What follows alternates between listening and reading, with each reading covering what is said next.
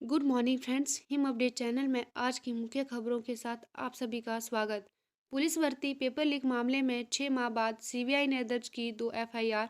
चंडीगढ़ में दर्ज प्राथमिकियों में 5 नामजद। डीएसपी रैंक के 2 अफसरों को दिया जांच का जिम्मा। प्रदेश के बहुचर्चित पुलिस भर्ती पेपर लीक मामले में केंद्रीय जांच ब्यूरो ने 6 माह बाद 2 एफआईआर दर्ज की है। केंद्र सरकार की मंजूरी के बाद दोनों एफआईआर चंडीगढ़ ब्रांच में पंजीकृत है। पुलिस और सीआईडी की 2 एफआईआर के आधार पर सीबीआई ने प्राथमिकियां दर्ज की है। प्रारंभिक तौर पर दोनों प्राथमिकी में सीबीआई ने 5 आरोपियों को नामजद किया है। इनके खिलाफ भारतीय दंड संहिता की धारा 420 और 120 के तहत मामला दर्ज किया गया है।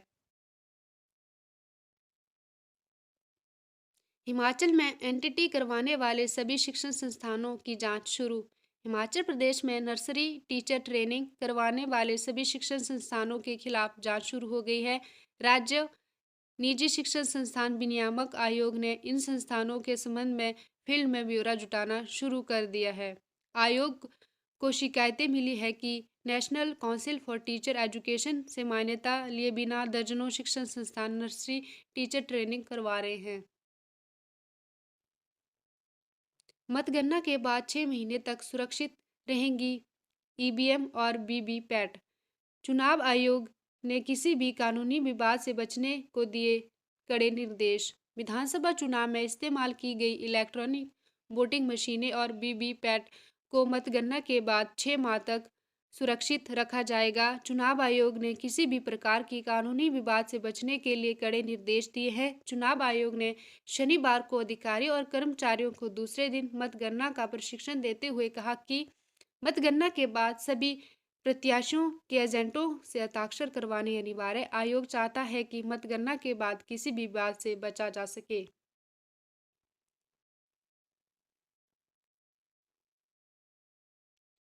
नई शिक्षा नीति में प्रदेश के कॉलेजों को मिलेगा स्वायत्त संस्थान का दर्जा। आईआईटी आईआईएम के तर्ज पर सिलेबस से लेकर डिग्री तक खुद जारी कर सकेंगे कॉलेज। नई शिक्षा नीति 2020 के प्रावधानों के तहत हिमाचल प्रदेश विश्वविद्यालय शिमला और सरदार पटेल विश्वविद्यालय मंडी से संबद्ध महाविद्यालयों को धीरे धीरे स्वायत्त संस्थान का दर्जा मिलेगा। शिक्षा के क्षेत्र में प्रतिष्ठित संस्थानों आईआईटी और आईआईएम के तर्ज पर ये स्वायत्त संस्थान पाठ्यक्रम निर्धारण से लेकर डिग्री तक खुद जारी कर सकेंगे। शुरुआती दौर में धर्मशाला कॉलेज सहित मंडी, चंबा और अन्य जिला मुख्यालयों में चल रहे बड़े कॉलेजों को स्वायत्त संस्थान का दर्जा हासिल कर सकेंगे। कला अध्यापक भर्ती परीक्षा का परिणाम घोषित। प्रदेश कर्मचारी चयन आयोग ने शुक्रवार को पोस्ट कोड 980 कला अध्यापक के 314 पदों के लिए ली गई परीक्षा का परिणाम घोषित किया है।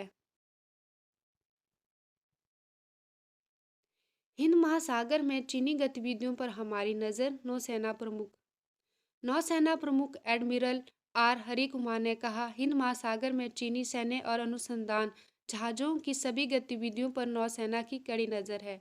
नौसेना दिवस से पहले शनिवार को मीडिया से बात करते हुए कुमार ने वादा किया, भारतीय नौसेना 2047 तक आत्मनिर्भर बन जाएगी।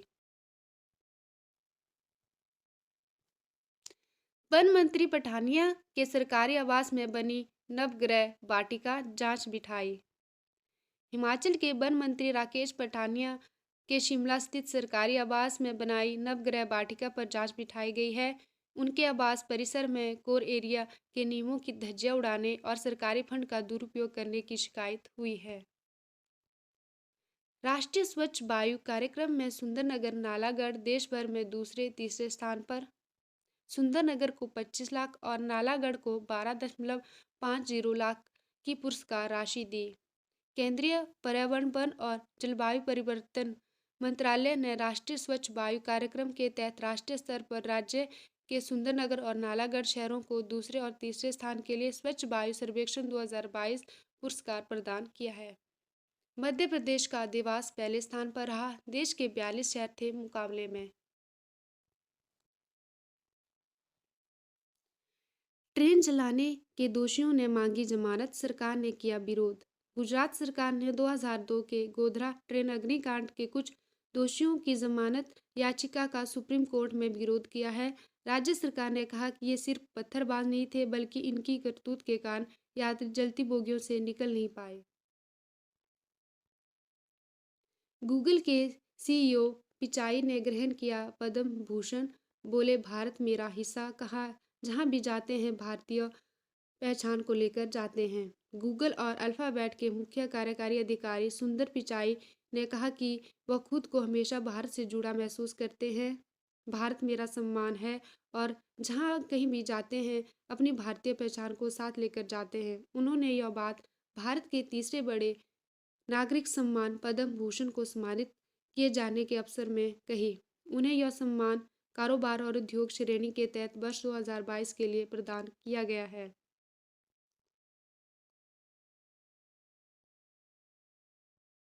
मत पेट्रोल डीजल से वैट घटाने से 400 करोड़ घटी कमाई। हिमाचल के लोगों को प्रति लीटर 100 रुपये से कम पेट्रोल उपलब्ध करवाने पर राज्य सरकार को इस साल 400 करोड़ का झटका अब तक लग चुका है। जयराम सरकार ने पिछले साल नवंबर में पेट्रोल और डीजल की कीमतों में कमी लाने के लिए वैल्यू एडेड टैक्स यानी वैट में कटौती की थी। मतगणना तक पुलिस जवानों की छुट्टियां रद्द। विधानसभा चुनाव की मतगणना को लेकर प्रदेश मतगणना केंद्रों में पुलिस का पहरा रहेगा। इसके लिए करीब 6,000 जवान तैनात किए जाएंगे। प्रदेश के जिलों में करीब 2,800 अतिरिक्त पुलिस जवान जिलों में भेजे जाएंगे। हिमाचल प्रदेश में 8 दिसंबर को विधानसभा परिणाम घोषित होंगे। केंद्रीय विद्यालय में भरे जाएंगे 13,404 पद। अभ्यर्थी 5 दिसंबर तक करें आवेदन।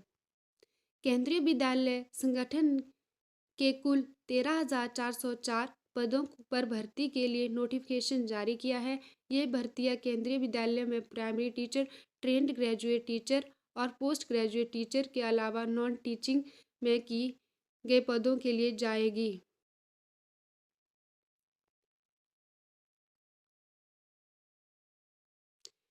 डीपीई के लिए 2 महीने में बनाओ R&P रूल।